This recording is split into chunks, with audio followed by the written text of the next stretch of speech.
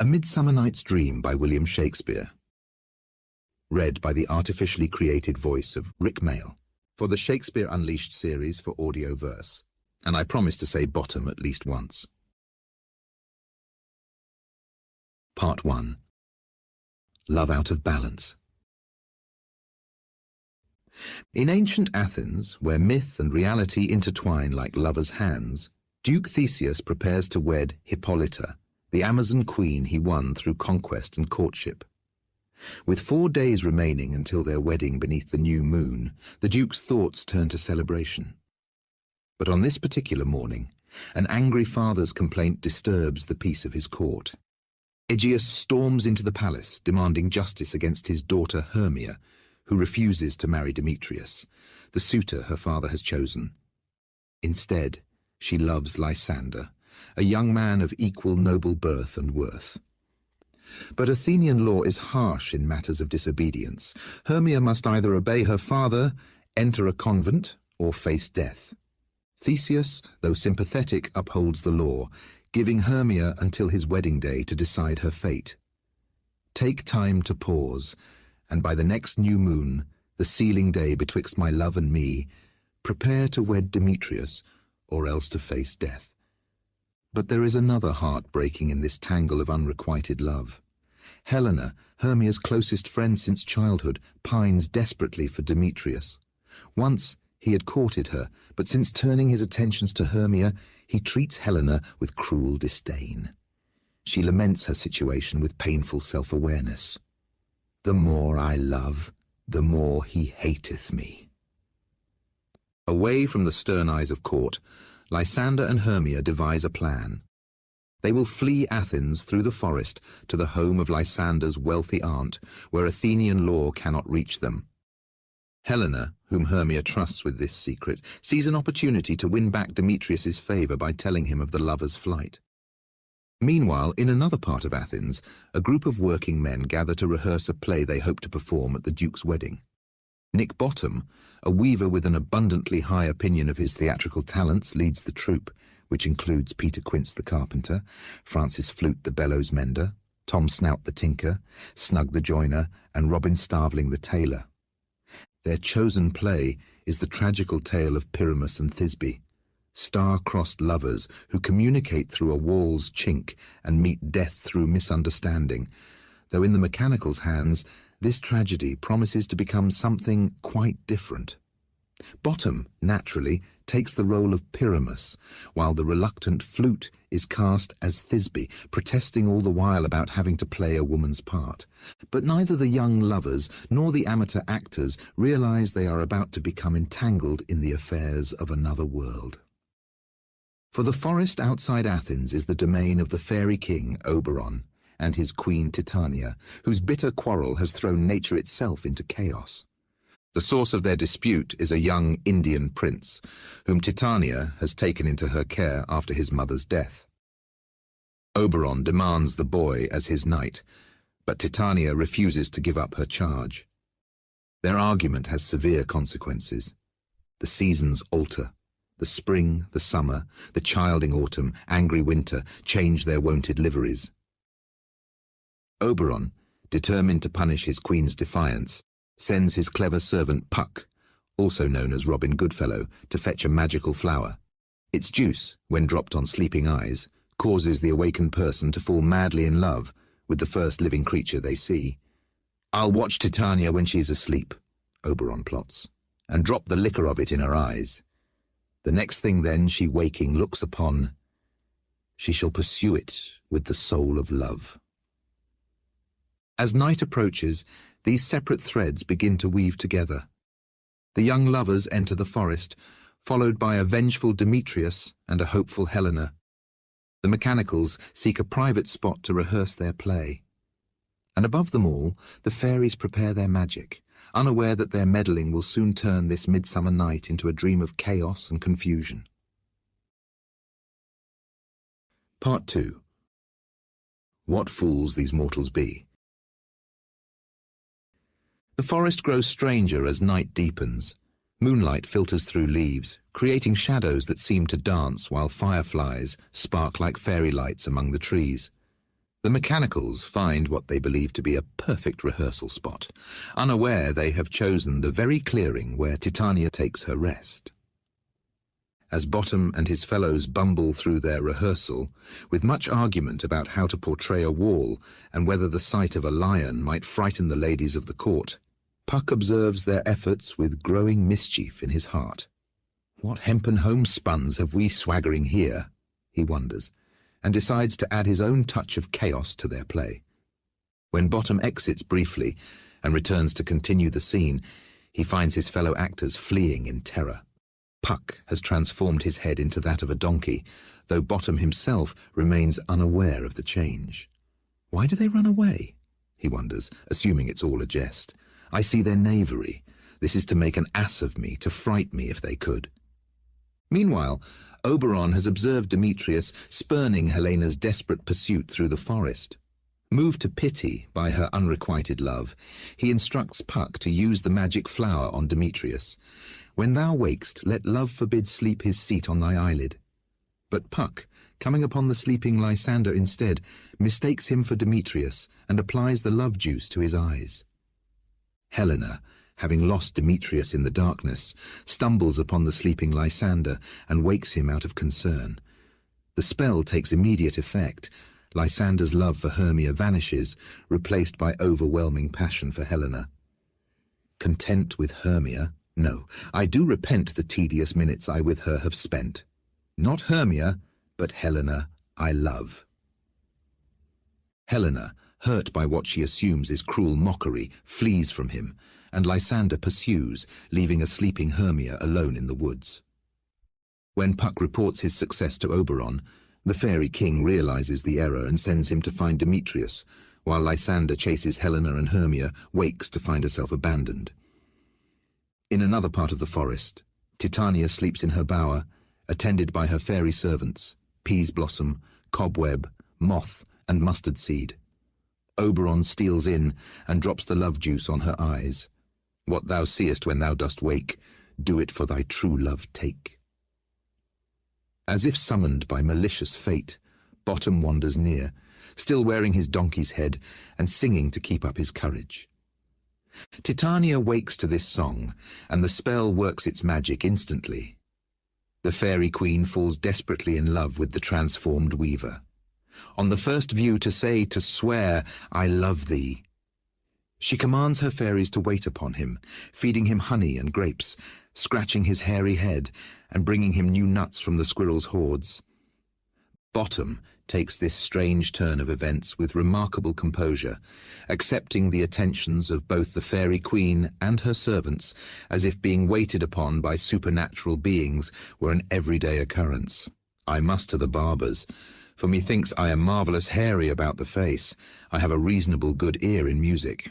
Let's have the tongs and the bones. The confusion among the lovers reaches new heights when Puck finally finds Demetrius and anoints his eyes. Helena passes by, still pursued by Lysander, and Demetrius wakes to join the pursuit. Now both men who once loved Hermia are desperate for Helena's attention, while Hermia, searching for Lysander, finds her world turned upside down.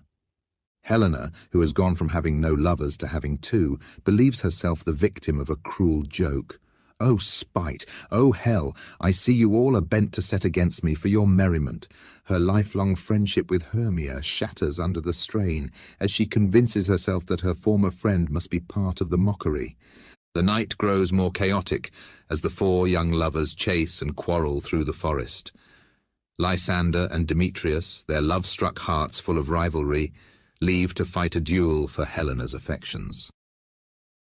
The women's argument grows more heated, with the tall Helena believing Hermia's anger to be mockery of her height. She was a vixen when she went to school, and though she be but little, she is fierce. Part 3. The Course of True Love. Observing the chaos unfolding in his forest realm, Oberon grows increasingly displeased with Puck's mistakes. This is thy negligence, he scolds his servant, watching as Lysander and Demetrius stalk through the forest, seeking each other for combat while Helena and Hermia continue their own bitter quarrel. Believe me, King of Shadows, I mistook. Puck defends himself, though he can barely suppress his glee at the confusion he has caused. Lord, what fools these mortals be! His master, however, is determined to set things right before permanent harm comes to the young lovers.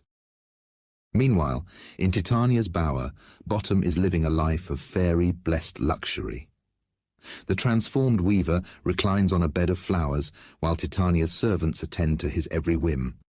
"Scratch my head, Peas Blossom," he commands with the ease of one born to nobility. "Where's Monsieur Cobweb?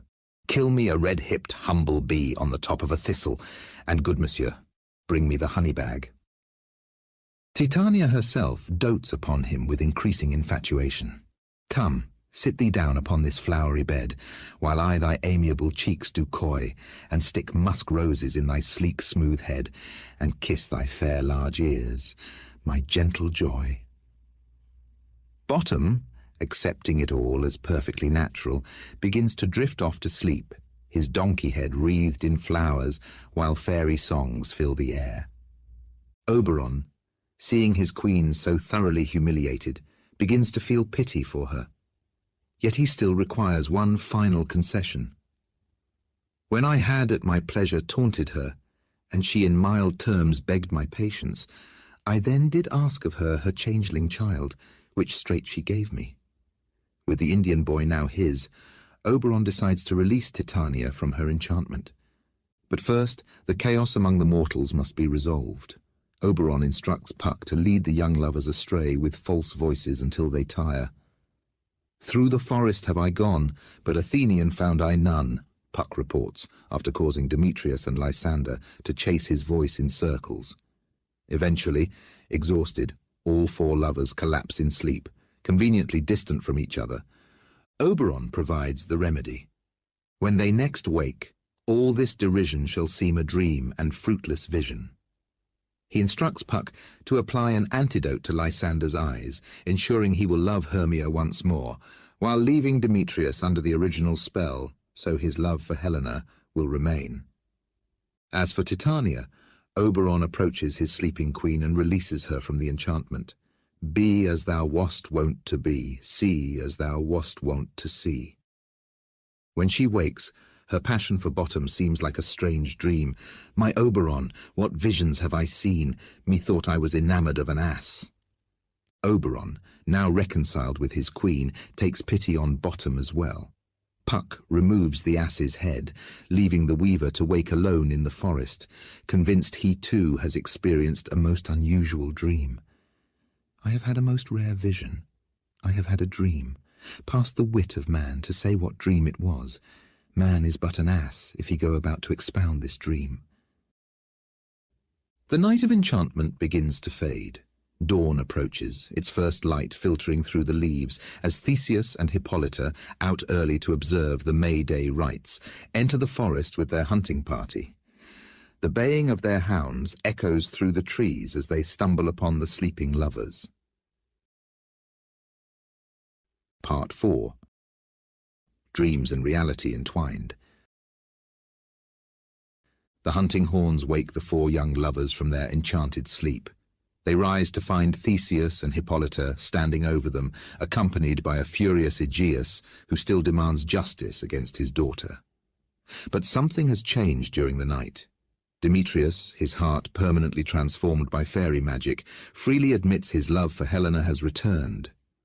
"Like a sickness did I loathe this food, but, as in health, come to my natural taste, now I do wish it, love it, long for it." With Demetrius's affections restored to Helena, Theseus overrules Aegeus's objections. The Duke decrees that all three couples, himself and Hippolyta, Lysander and Hermia, Demetrius and Helena, shall be married in a joint ceremony. The lovers attempt to piece together their memories of the night's events, but everything seems hazy, dreamlike. "Are you sure that we are awake?" Demetrius wonders. "It seems to me that yet we sleep, we dream." Meanwhile, back in Athens, Bottom returns to find his fellow actors in despair, believing him lost or transformed. Their play is scheduled to be performed at the Duke's wedding, and without Bottom to play Pyramus, all seems lost. His reappearance is met with joy, though he seems strangely changed by his experience. "I have had a most rare vision. I have had a dream, past the wit of man to say what dream it was." The triple wedding proceeds with great ceremony, and afterward the newly married couples prepare to watch the mechanicals perform their play. Theseus selects a tedious brief scene of young Pyramus and his love Thisbe, very tragical mirth from the evening's entertainment options. What follows is perhaps the most gloriously awful theatrical performance ever staged. Bottom throws himself into the role of Pyramus with magnificent overacting.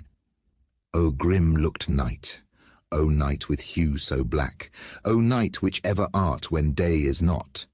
Flute as Thisbe speaks in a ridiculous falsetto. Snout plays the part of wall, complete with fingers held up to represent the chink through which the lovers whisper. A reluctant Snug apologizes in advance for his fearsome portrayal of the lion, lest any ladies in the audience be frightened. The noble audience responds with running commentary, both mocking and appreciating the earnest efforts of the performers.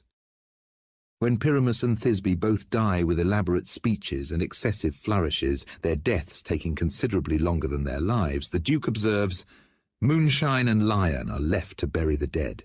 "Aye, and wall too," adds Demetrius. After the entertainments, as night falls once more, the three married couples retire to their chambers. But the magic of the forest has one final act to play. Oberon, Titania, and their fairy train enter the sleeping palace to bless the marriages.